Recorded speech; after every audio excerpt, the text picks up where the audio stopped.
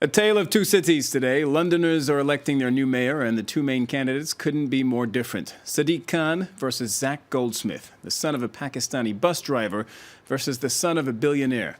Khan has made no secret of his humble beginnings growing up in social housing, rising up the ranks of the Labour Party, and he now seems poised to become the first Muslim mayor of London. The Conservative Party didn't shy away from negative campaigning. Zac Goldsmith, on occasion, linking Khan to Islamist extremists, a strategy that started at the very top. Now, the dirty politics have been prevalent and have played a big role in the London mayoral race. We'll get more on this with our guest this evening. Hadley Roberts is the vice chair of the Bristol Labour Party. You're a former European lawmaker. You're also a candidate in these elections, because I mentioned the London mayoral race, but there are mayoral races happening in about 120 constituencies across Britain. And so you're a city council candidate in Bristol. Thanks for being with us. Bénédicte Paviot, France 24 correspondent, also with us this evening, will be giving us the mood where she is. You've been covering the elections. First, let's get a taste of what the campaign for the London race has been like. The Prime Minister tried, as he often does, to smear my friend. A mayoral race steeped in crossbench accusations of Islamophobia and anti-Semitism.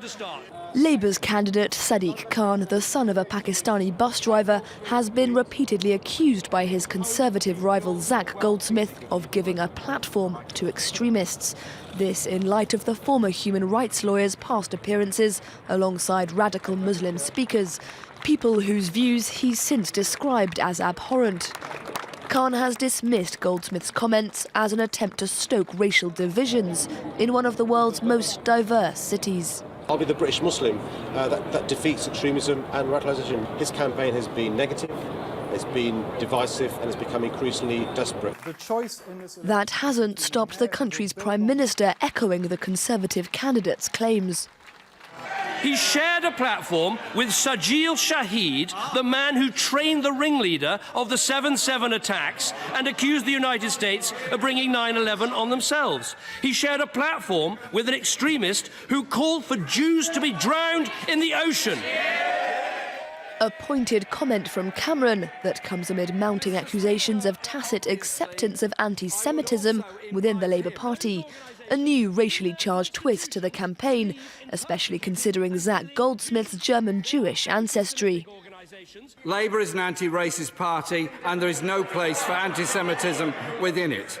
We've suspended any members that have undertaken. The row started when a Labour MP suggested on Facebook that Israel should be moved to the USA. She was later supported by former London Mayor Ken Livingstone. Sadiq Khan, who looks set to become the first Muslim mayor of a major Western city, has condemned both. Let's go to France 24's Bénédicte Paviot standing by in London. Bénédicte, I'd like you to first tell us how this has been playing out in London with voters there, and the dirty campaign aspect of this in particular. Is it something that they resent? Is this something that has been factoring into their vote? Well, we don't know if it's factored into their vote, because polls don't close till 10 p.m. Tonight, and we won't get the counting won't begin until tomorrow, and we expect roughly around this time, so in 24 hours, to know who indeed will succeed at City Hall Boris Johnson. As far as resentment is concerned, it is interesting that as the media asks people up and down throughout London what they think and what they retain of the campaign, quite a few people have said, and they're mainly referring, which say there are 12 candidates altogether, but of course the main jewel, as ever in this mayoral contest, and since the Mayor of London job was created, is a Conservative versus Labour battle, and it seems that a lot of people do feel that, as the package we've just run there indicated, that a lot of the campaign has been negative. Interesting to hear, and not surprising to hear, the Conservative Prime Minister supporting Mr Goldsmith, saying he is the right man for all Londoners, and Londoners, quote, should not be lab rats for Labour economic policies. But to that, the Labour candidate, and if we're to believe the polls, next Mayor of London, Sadiq Khan, he has urged Londoners to choose hope over fear and played down, in fact, suggestions that the party's recent troubles, the Labour Party's recent troubles, will really affect his mayoralty and certainly will affect the result. But he has at other times in the last few days acknowledged the fear that it may impact. So all to play for, we don't know. It would be a huge upset if Zac Goldsmith were to win this, but it does look as if we're on course for having London's first Muslim mayor. Hanley Roberts in Bristol, is this the dirtiest campaign that you can recall, or are we exaggerating things? I would hesitate to say that it's the dirtiest ever. I'm sure there's all sorts of dirt hidden under all sorts of rugs in all sorts of other elections that we don't necessarily see. You can get media speculation and the kind of campaigning we have seen in London, where it's been rather overt. But I dare say that there was a lot of campaigning during the general election last year that was perhaps less overt and yet more insidious. Let me rephrase it then. It's surprising to see identity politics play such an important role in a British election campaign. Yes, absolutely. But ultimately, it is an election that is about identity politics.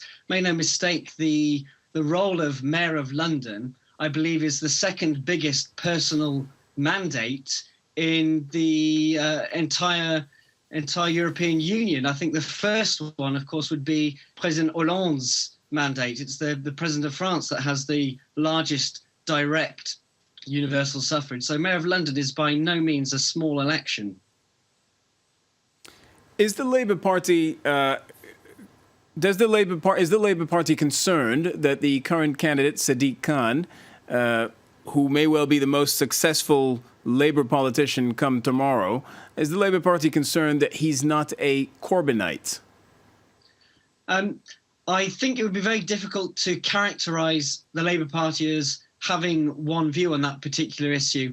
There's no mistake that there have been some quite public disagreements between Sadiq Khan and Mr. Corbyn, but ultimately you have to look at Khan's record. He was a very successful minister. I believe he was Cabinet Minister for Justice in the last Labour government.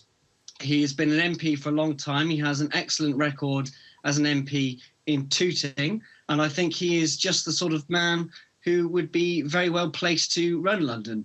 All right, we'll get back to that and the broader issues for the Labour Party in the second part of the debate. I'd like to get back really to the London race. Benedict Pavio in London, is there a concern that the identity politics we saw at play during the campaign could drive a wedge between communities? The reason I ask you this question is because, for instance, Sadiq Khan is on record as saying that parents within the Muslim communities he's been campaigning in say, look, when we see what's happening in this campaign, our children do not want to be politicians if this is what they're going to face, if this is going to be the climate.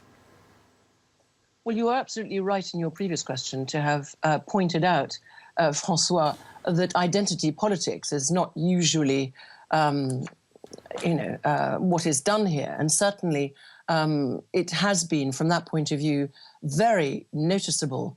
And of course, what we also have at the same time is this anti-Semitism row, not just who Sadiq Khan is accused of having shared platforms with, and indeed extremists. And he has clearly made it known and that he regrets some of those appearances, but he was a lawyer, so human rights lawyer. So he also says this was part of his remit. But there is no doubt that this will have caused concern, whether it's in the Muslim community and what you were just referring to. But of course, there is great concern also in the Jewish community because of this huge anti-Semitism row. We have now an investigation that's unprecedented that has been ordered, although we have no time frame for this, being led by somebody who is widely respected here, called Shami Chakrabarti, who's a former leader of an important human rights group. But this is causing a lot of bad blood in different communities. And what London is celebrated for and known for is how multicultural, how many nationalities, the melting pot that there is here. What I'd be tempted to ask our guest is it true, even if we know that Sadiq Khan is not a Corbynite, is it true, according to some, that Mr. Corbyn is going to be kept away if Sadiq Khan does win tomorrow, become the first Muslim mayor of London, that Jeremy Corbyn will be kept away from his victory celebrations if he wins, and that the two men will not be seen together for several days? Hadley Roberts. I'm afraid I'm not equipped to ask that question. I'm not on the management committee or the party organising committee that's going to be dealing with those kind of arrangements. I think it would be highly unlikely that the leader of the Labour Party wouldn't be there to celebrate a victory of taking a Labour gain of the role of Mayor of London.